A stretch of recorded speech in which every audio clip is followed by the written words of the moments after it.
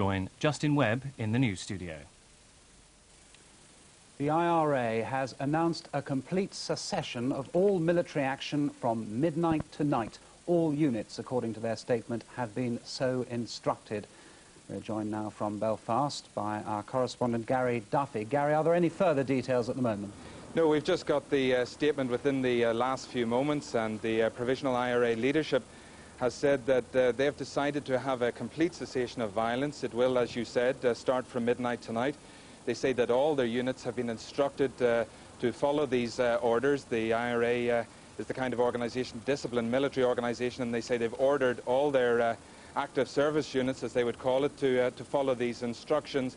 And then finally the statement goes on to say that at this historic moment they salute what they call all their volunteers. So it would appear that after all the endless speculation that we've had over the last few days, that we have a complete cessation of the IRA's campaign of violence. This, of course, is what the British and Irish governments demanded when they issued the Downing Street Declaration. They said it was up to the Irish people to decide their own future, but that all violence must come to an end before Sinn Féin could be involved in the political process. And it appears that the IRA have moved towards making that kind of a statement. The crucial question, of course, Gary, isn't it, is are there any conditions at all attached? And at the moment it looks, does it, as if there are none?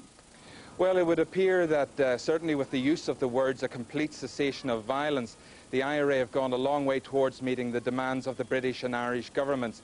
I think as the statement starts to come in, it will be scrutinised very carefully to try and see whether there are any clauses. I mean, one suggestion in the run-up to this announcement was the fear in Republican circles of the possibility of attacks by loyalist terrorists. And there was a suggestion that perhaps the IRA might leave some opening for to allow itself to, in its words, defend the Catholic community against loyalist attacks. Now, there's no suggestion that there's anything like that in the statement. So if those kind of elements are missing and it sticks simply to this phraseology, a complete cessation of violence, then I think it will go a long way towards satisfying the British and Irish governments. And certainly the mood in Dublin was that this statement would meet their demands. All right, Gary, for the time being, thank you. We turn now to our political editor, Robin Oakley, who's at Westminster. Robin, it looks, doesn't it, as if this announcement does fit the terms of what the British and Irish governments were saying the IRA would have to say. It does indeed seem to be there, the complete renunciation.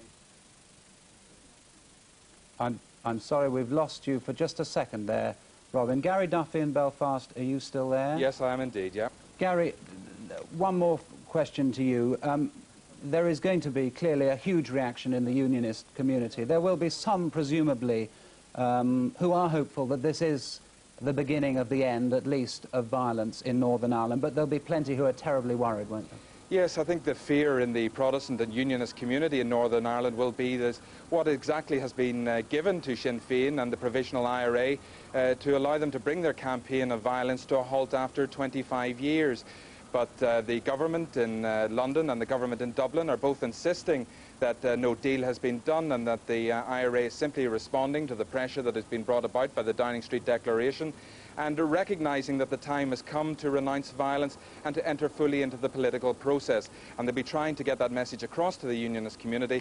And I think there are signs that Downing Street, at least, is encouraged by the reaction of the larger unionist party, the Ulster Unionist Party, and would hope to keep them on board. All right, Gary, thank you very much from Belfast. I think we can cross now again to Westminster and our political editor, Robin Oakley. Robin, the phrase, a complete cessation of all military action, that would seem to be enough. That is the crucial phrase that the London and Dublin governments were looking for. They had insisted there could be no prospect of the IRA and Sinn Féin entering the political process on a political settlement of Northern Ireland questions without there being that complete cessation. As John Major said, it couldn't be for a day or a week or for a month. It had to be a complete renunciation of violence. It appears to be there on the evidence we have so far. Obviously, Downing Street will be looking through the fine print of whatever document we finally see from the IRA to see what kind of qualifications are offered, but certainly the reaction in Downing Street initially will be that this is opening the way for the men of violence to come out of that cul-de-sac of violence and to get into the political process. But they'll have to prove their credentials over a period of something up to 3 months. And Downing Street and John Major will have to walk a bit of a tightrope now, won't they? Because they don't want to be seen, do they, to simply be welcoming this with open arms and not understanding that there might be difficulties along the road. Would you expect now that John Major, that the government will be issuing a statement of welcome, or will they be playing a more cautious game? Well, I think what we will see is words of welcome from Downing Street, possibly the Prime Minister emerging at some stage today to say something. We won't see a lot of immediate action from Downing Street. They won't want to glorify the Republicans, to give too much publicity to the IRA and to Sinn Féin, being particularly sensitive of unionist reactions and so on. They don't want to turn Sinn Féin and the IRA into the heroes of the hour, welcome though this ceasefire is. So I think Downing Street's actions will be rather careful, rather cautious over a short period ahead until the IRA has really proved its credentials and we really know that violence has gone from the streets. A crucial meeting coming up, though, within hours between John Major and Jim Molyneux. That is absolutely crucial because it's essential that there is not too much of a unionist backlash now following this particular move. And the government have been very careful to nurse along Jim Molyneux, the leader of the official unionists, and to get his backing initially for the Downing Street Declaration and for any moves that they have taken since. There are great worries in the unionist community.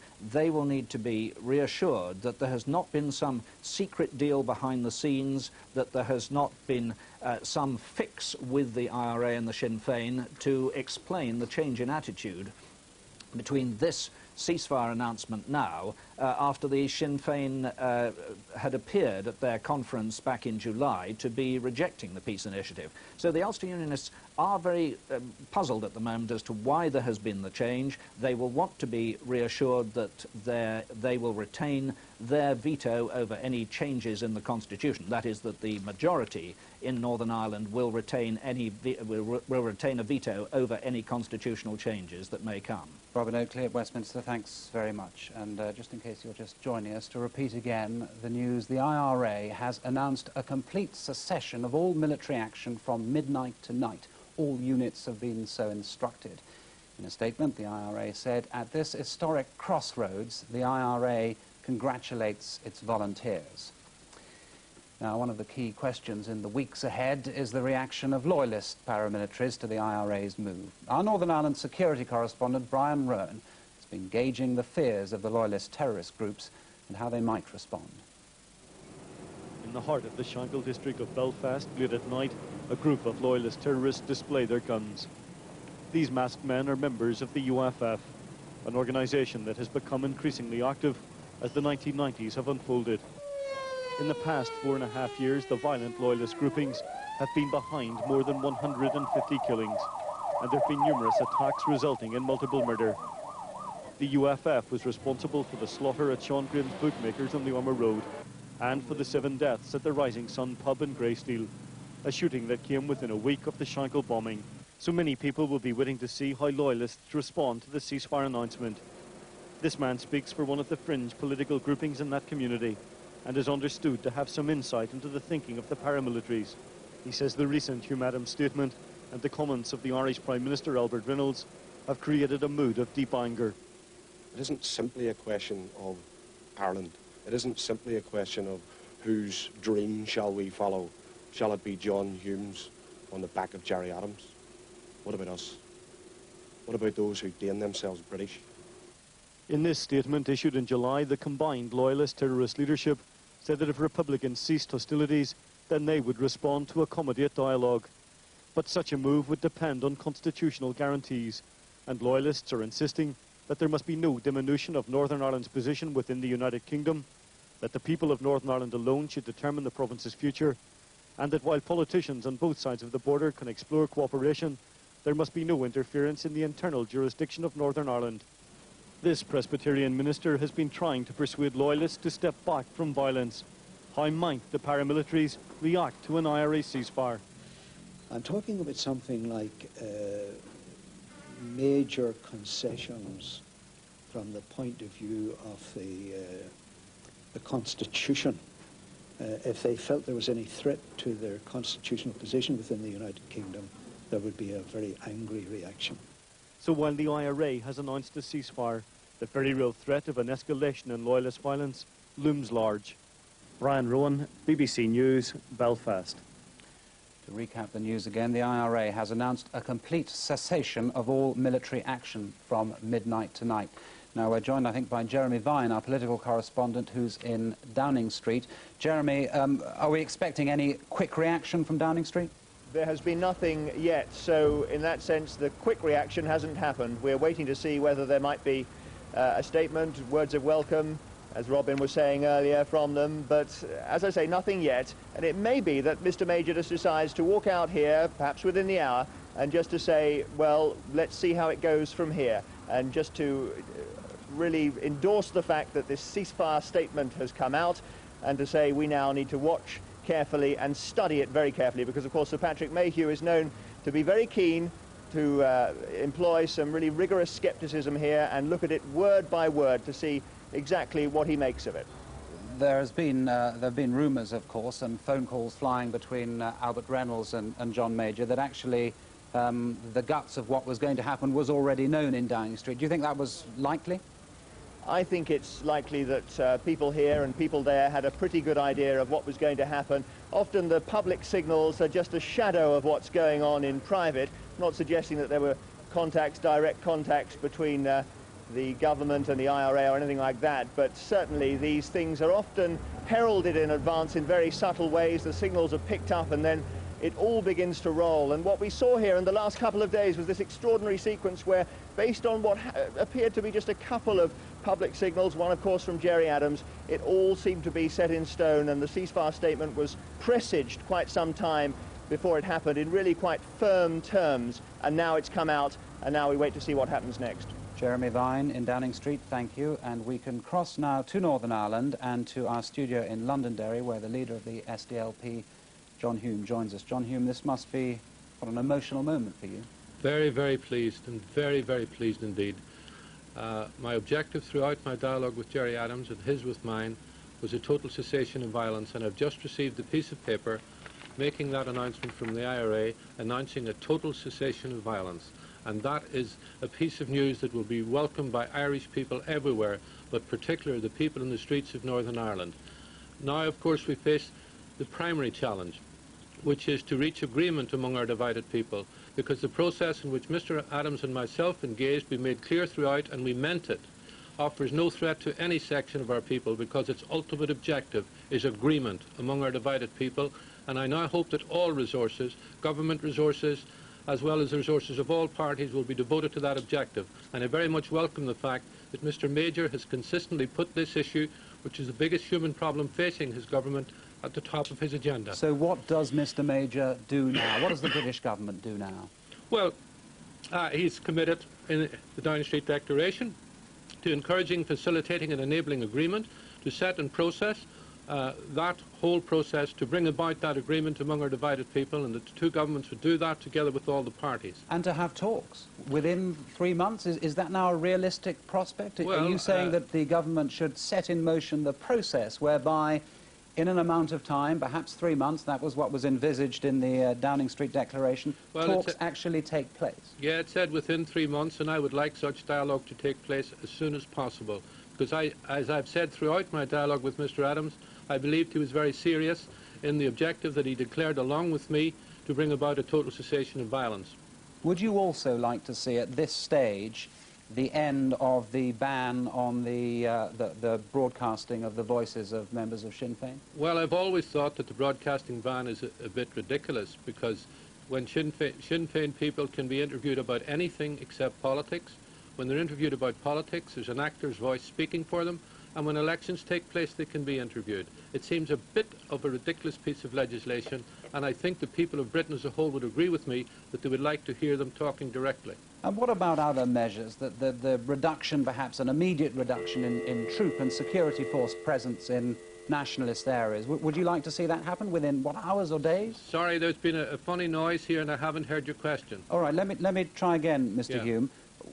Would you also like to see, at this early stage, well before we think about talks or talks begin, would you like to see something like a reduction in the security force presence in nationalist areas of Northern Ireland? Well, I think it follows from a cessation of violence. I mean, everybody in Northern Ireland wants to see troops off our streets, and I think the troops themselves would like to be off our streets. And the only reason they're on our streets is because of the violence. And if the violence stops, and I believe this statement when it says it's going to be a total cessation of violence, then of course there won't be any need for troops on the streets, and I'm quite sure that the military commanders and the government ministers involved would put into practice the response to a total cessation of violence. Are you worried that there is going to be now a backlash from loyalist terrorist groups? Is there a real security fear then? I certainly hope not, for a number of reasons. First of all, they've said consistently that the only reason they exist is a reaction to the IRA. So now that the IRA has stopped, I hope that they will stop. Secondly, throughout this process with Mr. Adams, we have both made clear that the process in which we are engaged offers no threat to any section of our people, because its real objective in a total peaceful atmosphere now is to achieve agreement among our divided people, an agreement which must earn the allegiance and agreement of all traditions in our community. But that threatens no section of our community. Now, if the loyalist paramilitaries, and I don't want to prejudge them, I hope that they will consider the situation very carefully and also cease. But if they were to continue, we would have the rather ridiculous situation and bizarre situation that the only reason British troops would be on our streets would be to deal with people who are fighting them to stay British. And I don't think that could last very long. But perfectly reasonable unionists, not the violent fringe, perfectly reasonable people are not convinced, are they, that this is a process that is not going to end with them being corralled into something that they don't want to be corralled into. Now, what can you say? What can you say now to persuade those people? Well, I say what I've said repeatedly throughout this process in which I've been engaged with Mr. Adams, that the ultimate objective is agreement. Agreement which must earn the allegiance and agreement of all our traditions. I can't be clearer than that. One thing, the unionist political leaders don't seem to trust anyone. They don't trust the British government, they don't trust the Irish government, they don't trust anyone. All I'm asking them to do now is trust themselves. Because with their own geography and their own numbers, as I often say, we can't solve this problem without the unionist people. So let's begin the process now at this historic moment of reaching agreement for the first time in our history, an agreement which respects the heritage of all sections of our people. John Hume in Derry, thank you very much for joining us. Now we are joined on the phone by John Alderdice, who is head of the Non-Sectarian Alliance Party. Mr. Alderdice, what's your reaction to this news? Well, of course, I welcome it very much. This is the announcement we've all been waiting for nearly 25 years now. I have to say that most people here feel that they judge the IRA by their actions and not by their words, and so everyone will be watching very closely to see what happens over the next number of days and weeks.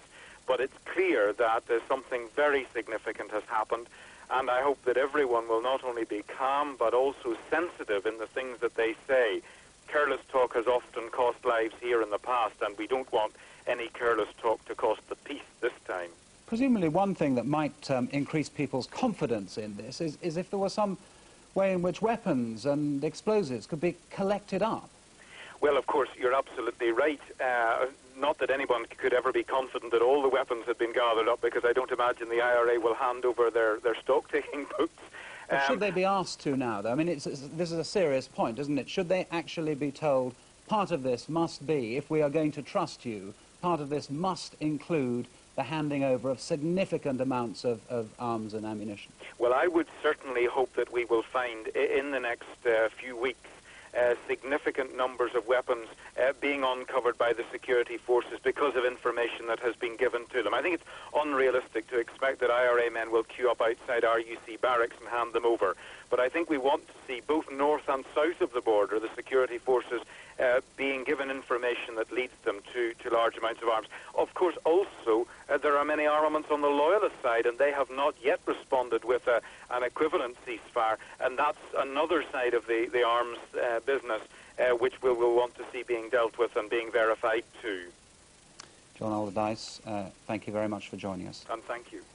Now, just to recap on the news that came through within the last few minutes, the IRA has announced a complete cessation of all military action from midnight tonight. All units have been so instructed. In a statement, the IRA said, at this historic crossroads, the IRA salutes its volunteers. The IRA said the ceasefire would be unconditional and open-ended. The IRA statement also said it recognized the potential of the current situation and called the ceasefire in order to enhance the democratic process and underlines its definitive commitment to its success. Now we're joined on the line from Belfast by William Ross of the Ulster Unionist. Mr. Ross, what is your reaction to what you've heard this morning?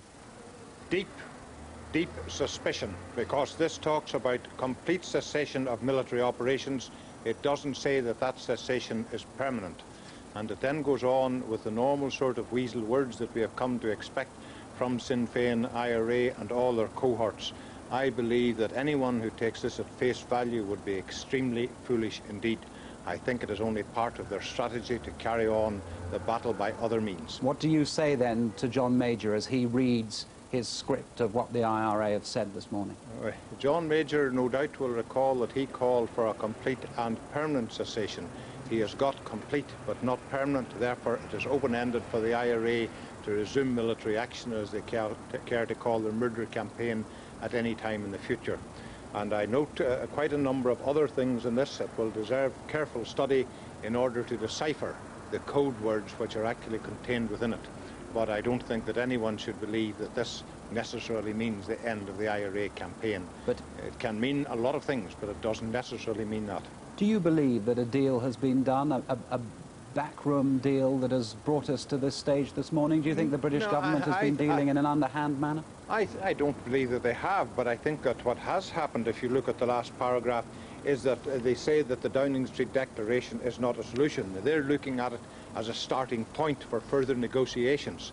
They have therefore stopped their violence, and I believe on a temporary basis, in order to try and gain political kudos and to try and make some step forward towards a united Ireland by other means. But if the violence remains stopped now for a month, 2 months, 3 months, the pressure builds, doesn't it, for talks to begin, for a new situation to be understood to be in place? Of course, and the pressure will also be built on the British government, which is exactly what the IRA are intending by this device which I'm holding in my hand today, in order to try and make them surrender Northern Ireland to the will of the IRA. Well, are you saying then at this stage that John Major should say, until we hear more from the IRA about the precise details of this ceasefire, this cessation of violence, that there should be no question of talks even in 3 months, 4 months' time? Well, I think that the Prime Minister is a very careful man. I have no doubt that he and his advisers will look at with very great care at the IRA statement, and as the IRA are so fond of talking about in the past, perhaps further clarification will be necessary. Would you be more encouraged if there was some sort of provision for collecting up now weapons that are in the IRA's possession? Oh, I think that that goes without saying. The reality is that we cannot have a vindication of the IRA's statement until we not only have the weapons handed in that are floating around being used for murder by the active service units. We also need to know details of the armed dumps north and south of the border. We need a new manifesto from the IRA as to indicating that they are completely repudiating violence for all time, and we need an electoral mandate for that new policy for the IRA. Just to sum up, though, Mr. Ross, are you saying that at the moment, under current circumstances, knowing what you know about this statement, you cannot see the possibility at any stage in the future of Sinn Féin being involved in talks on the future of the province? I'm saying that we may be at the beginning of a process, but we have a very long way to go yet. This statement is pretty much, I think, in line with what the IRA and their Sinn Féin mouthpieces have uttered over many months and years. William Ross in Belfast, thank you very much for joining us this morning. Okay. Now, we are going back to Downing Street and to Jeremy Vine, our political correspondent. What have you got to tell us, Jeremy?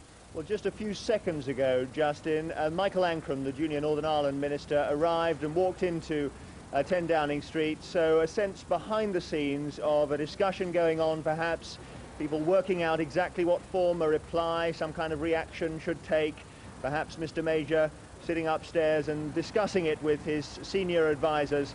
And at the moment, no question, I don't think, of anything directly from Mr. Major. We have just heard from the Downing Street press office who say no reaction yet. We're obviously looking at this in very great detail. I was very interested to hear the interview with Mr. Ross there, and I think there's some key points that I'd just like to bring out. I mean, first of all, this business about collecting the weapons could now go right up the agenda as far as the unionists are concerned, as a test of just how seriously the IRA are going to be pinned down on this statement.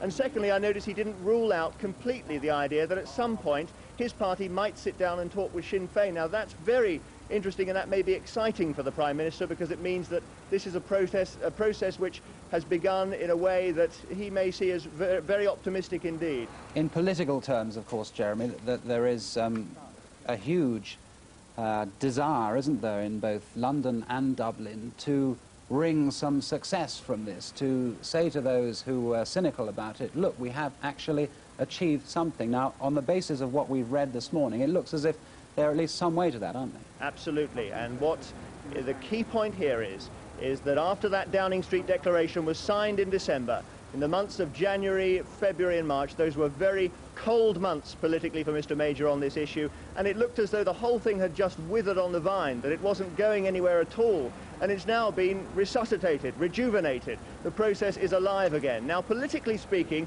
it's tremendously complex. It's not like any ordinary political issue, this, because the opposition, in a sense, is with Mr. Major on it. Even if he fails, they won't seek to make political capital out of it. His main opponents, his enemies politically on this, are on his own benches mostly. The unionists, Conservatives, who believe that any step towards compromising Britain's relationship with Northern Ireland would be a disaster. They're already beginning to speak out. There's also, of course, the question of the majority that Mr. Major needs to survive politically. That depends on the Ulster Unionists, not just on Ian Paisley's party, but on the Jim Molyneux faction in the House of Commons. Mr. Molyneux is meeting Mr. Major this afternoon, and that's a very important meeting. We'll look forward with great interest to see what Mr. Molyneux how he reacts to his meeting with Mr. Major. Jeremy in Downing Street, thanks for joining us. I think we can cross now to Dublin and our correspondent there, Leo Enright. Leo, what is being said so far in reaction to what we've heard this morning? Well, there's been no reaction, Justin, yet from sources here, although, as you probably are aware, we were getting a lot of analysis yesterday in advance, preempting the statement, and it's quite clear that the government here view this as the statement that they needed to allow the process to continue. I can tell you that behind me here at the Parliament building, members of Parliament are arriving. A special sitting of the Irish Parliament at 12:30 was to have considered other business, but will now go immediately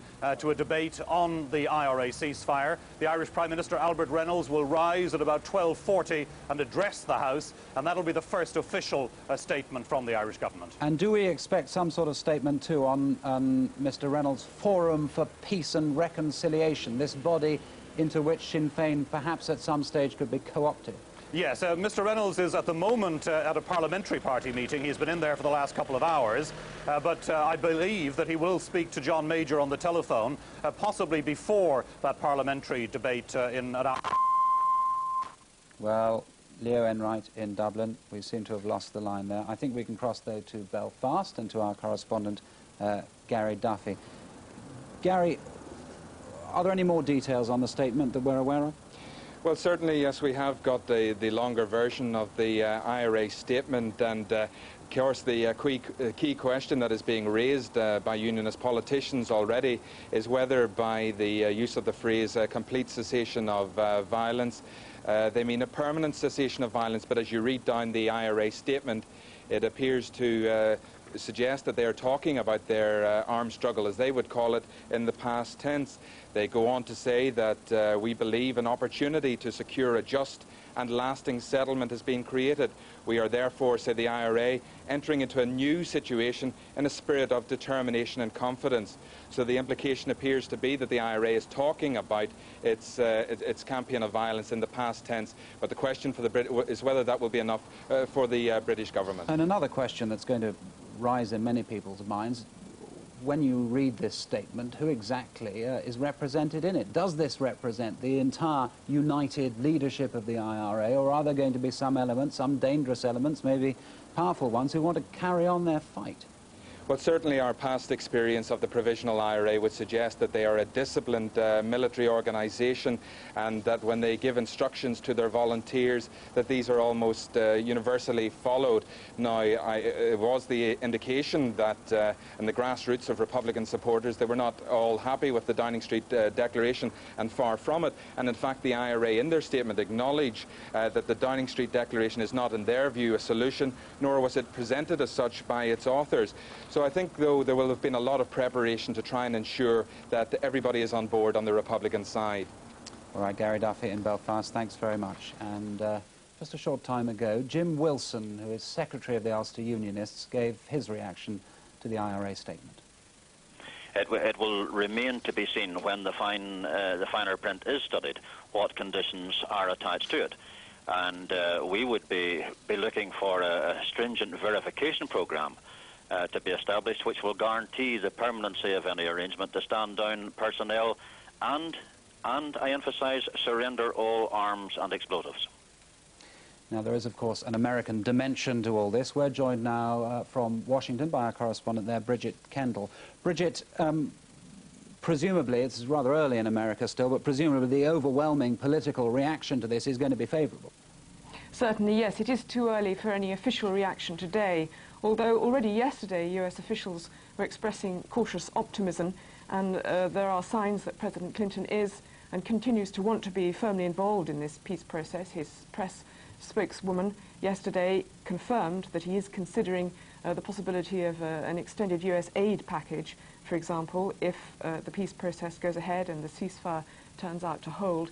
And there is the other matter that at the beginning of this week, yesterday, unexpectedly, he intervened to give a visa to Joe Cahill to come here to New York. He arrived last night in order to talk to members of NORAID, presumably about the ceasefire and what it means. So the President is personally investing political capital in this announcement that we've heard this morning? It seems so, yes, although he hasn't got terribly much to lose, it must be said. If the ceasefire goes well, if this is a historic moment, he can be seen to be part of yet another peace process, which he hopes will help his international standing, certainly do well with the Irish Catholic community here. And there isn't much of a sense that there could be any backlash continuing in the United States from any Protestant constituency. That's not matched here the way it is with the Catholic constituency. So as far as President Clinton is concerned, he has two senior senators who are Irish Americans who are very closely involved in this process, Senator Moynihan and Senator Kennedy. And as far as he's concerned, why not back this peace process and be involved in it and help it if you can? The fear among many in Northern Ireland, of course, is that this is actually a propaganda victory for Sinn Féin and the IRA, and that they're going to be allowed now to go on the many American news outlets and paint a picture of a solution that they have somehow come up with. Do you think that's likely? Well, to some extent that fear has already been expressed, and that scenario has already been played out with the visa given earlier this year when a senior member of Sinn Féin came over, and we saw him all over the US networks. It remains to be seen whether Joe Cahill will do the same. I must say that although President Clinton and his administration have spoken up already and shown that they are interested in the ceasefire, this isn't a big subject that's all over the United States newspapers. It is on the front page of the New York Times this morning. It is mentioned on US television, but it's not something that the American people are overall preoccupied with. They look closer to their shores, to what's happening in Cuba and Haiti, and of course they're interested in what's happening in Northern Ireland and in Ireland, but it's not a matter which is going to mean that the members of Sinn Féin and the IRA are going to find they're going to have an enormous amount of airtime in the United States. Bridget Kendall in Washington, thank you very much. We're joined now by Lord Home of the Liberal Democrats. Lord Home, what's your reaction to what you know about this statement? Well, from what we've heard, I think the reaction should be one of cautious optimism. Optimistic because any cessation in the murder and mayhem is very much to be welcomed. Cautious because I don't think we yet know whether this is the permanent ceasefire, which is really the precondition for the IRA joining the talks and becoming part of the proper political process of Northern Ireland again. How will we actually know? What will tell us then, assuming there are no more words to be added to this statement, what will tell us that this really is the deal that the government in London and Dublin have been waiting for? Well, if there are no more words, then I think what will tell us most clearly is the behaviour of the IRA in the weeks and months ahead. There will be provocations, I fear, from some of the wilder loyalist paramilitaries. There may be other provocations. There may be changes of heart within sections of the IRA. This is going to be a very great test for Sinn Féin and the IRA to see that they now deliver on a permanent ceasefire so that we can believe in them and see this isn't just another false dawn and another publicity stunt. In the immediate short term, is there anything you'd like the British government to be doing? The obvious example that people have come up with is the broadcasting ban on members of Sinn Féin. Would you like to see changes now? There are two things I think the British government should be doing. One, I think, is not a great issue of principle and certainly not a concession to the IRA. I think it's very important at this juncture that we actually see the words of Gerry Adams delivered by himself. We can judge for ourselves how sincere he is. And I think the broadcasting ban, which everybody's got round by the use of actors, is now just preposterous. The other thing I'd like to see the British government do is really move ahead very fast on proposals for the future government of the province for a proper constitutional settlement, because after all, that's what the talks are to be about. And at the moment, it's a bit like Hamlet without the prince. We have Sinn Féin queuing up to join these talks, but what are they going to be talking about? Lord Hume, thank you very much. Lord Home, thank you very much for joining us. And I think we can cross now again to Dublin and our correspondent there, Leo Enright. Leo? Yes, Justin. Tell us, when you were interrupted a few seconds ago, we were talking about the forum that Albert Reynolds wants to set up, this forum into which Sinn Féin could be co-opted. Is that likely to happen soon? Yes, I think, Justin, it's likely to happen very quickly indeed. I expect that Mr. Reynolds will make an announcement within weeks, and the senior civil servants who will guide the work of that forum have already been appointed. The forum was first specifically referred to in the Downing Street Declaration. It's something which Mr. Reynolds felt was essential and which Mr. Adams indeed referred to last night when he said that Sinn Féin's electoral mandate must be recognised immediately, and the forum is the mechanism for doing that. But the forum, of course, crucially at this stage will not include, will it, members of unionist parties in Northern Ireland? Well, indeed. We think it most unlikely that anyone other than the Alliance Party from Northern Ireland and Sinn Féin, of course, would take part. The SDLP as well, but none of the mainline unionist parties are likely to attend. Given that that's the case, though, Leo, what's the point of it? Well, I think, again, this is a mechanism which Mr. Reynolds feels is important to recognise the mandate of Sinn Féin, to tide them over, as it were, while the mechanisms are put in place for them to join roundtable discussions sponsored by the British government. What do you expect now that the Irish and British governments will maintain, will stay in tune with each other? I suppose the big risk, isn't it, Leo, is that the two governments now move at a rather different pace and that the Irish government is keener to move ahead than the British is. Well, I think that there will certainly be differences of policy. Mr. Reynolds himself very recently said that he believed that a united Ireland was ultimately the solution to the problems on the island. So clearly he is not at one with Mr. Major on every major issue. But at the same time, the governments do appear to be at one in the recognition that if peace is to be won, that they would indeed have to introduce measures to allow for a political debate. Now, we're seeing here a typical Dublin street vignette, which is one of the things that makes this city such an extraordinary city in Europe, but I do apologise for the interruption there. Leo, thanks very much for joining us. Now, just to recap for those who've been joining us, in the past hour, the IRA has declared a complete cessation of all military action. The ceasefire will start at midnight tonight. In a statement issued in Dublin, the IRA said all its members had been informed. In the statement, the IRA said it believed it was entering a new situation. It said, at this historic crossroads, the IRA salutes its volunteers. The IRA said the ceasefire would be unconditional and open-ended. The IRA said that open-ended meant permanent. The IRA statement also said it recognized the potential of the current situation and called the ceasefire in order to enhance the democratic process and underline its definitive commitment to its success. In a separate statement, the Sinn Féin president said the IRA has created an unprecedented opportunity, and he added, John Major and the leaders of unionism should seize the moment. The Prime Minister has returned from his constituency to Downing Street, but has yet to comment. We'll be back at 12 o'clock with the summary, but that is all for the moment. Goodbye. Well, because of this morning's important announcement, we're unable to bring you today's edition of Quincy, but there'll be another story next week.